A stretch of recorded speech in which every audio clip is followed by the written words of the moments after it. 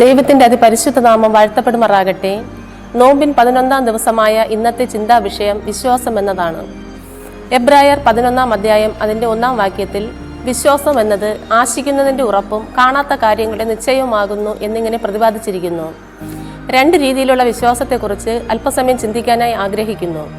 ഒന്നാമത്തേത്, വിശ്വാസം ഉറപ്പുള്ളതാകണം. ക്രിസ്തീയ വിശ്വാസത്തിൻ്റെ അടിസ്ഥാനം ക്രിസ്തുവാണ്. യഥാർത്ഥ വിശ്വാസം ഉറപ്പുള്ളതാകണം. അനേക ക്രിസ്തീയ വിശ്വാസ വീരന്മാരെക്കുറിച്ച് നമുക്ക് വേദപുസ്തകത്തിൽ കാണാനായിട്ട് സാധിക്കും. അതിൽ ഒരാളാണ് അബ്രഹാം. അബ്രഹാമിൻ്റെ ജീവിതത്തെ നാം നോക്കുമ്പോൾ ദൈവത്തിൻ്റെ വാഗ്ദാനം അനുസരിച്ച് ഒരു മകൻ ലഭിക്കുമെന്നുള്ള ഉറപ്പോടെ 100-ാം വയസ്സിലും സംശയിക്കാതെ ദൈവത്തെ ചോദ്യം ചെയ്യാതെ അബ്രഹാം കാത്തിരുന്നു. അതിൻ്റെ ഫലമായിട്ട് അബ്രഹാമിന് 100-ാമത്തെ വയസ്സിൽ ഒരു മകൻ ലഭിക്കാൻ ഇടയായി. പുതിയ നിയമത്തിലേക്ക് നാം പ്രവേശിക്കുമ്പോൾ പള്ളിപ്രമാണിയായിരുന്ന യായിറോസിന് ഉറപ്പുള്ള വിശ്വാസമുണ്ടായിരുന്നു.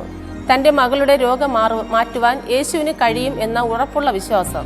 ഭയപ്പെടേണ്ട, വിശ്വസിക്കുക മാത്രം ചെയ്യുക എന്ന യേശുവിൻ്റെ ആശ്വാസ വചനങ്ങൾ യായിറോസിനെ കൂടുതൽ ഉറപ്പുള്ളവനാക്കി. മറ്റുള്ളവരുടെ ഉറപ്പുള്ള വിശ്വാസം കണ്ടിട്ട് യേശു അവരെ അഭിനന്ദിക്കുന്നതായി നമുക്ക് കാണാൻ സാധിക്കും. സ്ത്രീയെ, നിന്റെ വിശ്വാസം വലിയത്. മകളെ, നിന്റെ വിശ്വാസം നിന്നെ രക്ഷിച്ചിരിക്കുന്നു. ഇസ്രായേലിൽ കൂടെ ഇങ്ങനെയുള്ള വിശ്വാസം കണ്ടിട്ടില്ല എന്നൊക്കെ പ്രതിപാദിച്ചിരിക്കുന്നു. ഇന്നത്തെ കാലഘട്ടത്തിൽ ഇങ്ങനെ ഉറപ്പുള്ള വിശ്വാസം നമുക്ക് കാണാനായിട്ട് സാധിക്കുന്നില്ല. അതുകൊണ്ട് ഉറച്ച വിശ്വാസത്തോടെ നമ്മുടെ ജീവിതയാത്ര മുന്നോട്ട് പോകേണ്ടതാണ്. രണ്ടാമത്തേത്, വിശ്വാസം പതറാത്തതാകണം. ഇയ്യോബിൻ്റെ വിശ്വാസം പതറാത്തതായിരുന്നു.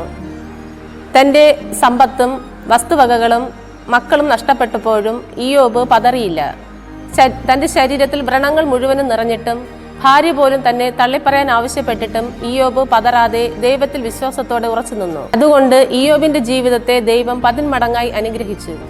നോഹയോട് ഒരു ജലപ്രളയം വരുന്നു എന്നും വേഗം പെട്ടകം നിർമ്മിക്കണമെന്ന് ദൈവം ആവശ്യപ്പെട്ടപ്പോൾ നോഹ അതനുസരിക്കുകയും വേഗത്തിൽ പെട്ടകത്തിന്റെ പണി ആരംഭിക്കുകയും പൂർത്തിയാക്കുകയും ചെയ്തു. വിശ്വാസം മുൻപോട്ട് പോകലാണ്, പുറകോട്ട് പോകലല്ല. അതുകൊണ്ട് നാം വിശ്വാസത്തോടെ മുന്നോട്ട് പോകണം. ഇന്നത്തെ കാലഘട്ടത്തിൽ വിശ്വാസമില്ലാത്ത ഒരു തലമുറയെ നമുക്ക് കാണാൻ സാധിക്കുന്നു.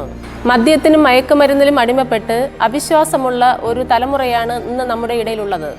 അബ്രഹാമിനെ പോലെ നമ്മുടെ വിശ്വാസം ഉറപ്പുള്ളതും ഇയ്യോബിനെ പോലെ നമ്മുടെ വിശ്വാസം പതറാത്തതുമായിരിക്കണം. ഈ നോമ്പ് കാലഘട്ടത്തിൽ യേശുവിലുള്ള വിശ്വാസം കാത്തു സൂക്ഷിച്ച് മുന്നോട്ട് പോകുവാൻ ദൈവം നമ്മെ ഏവരെയും സമൃദ്ധമായി അനുഗ്രഹിക്കട്ടെ. ആമേൻ.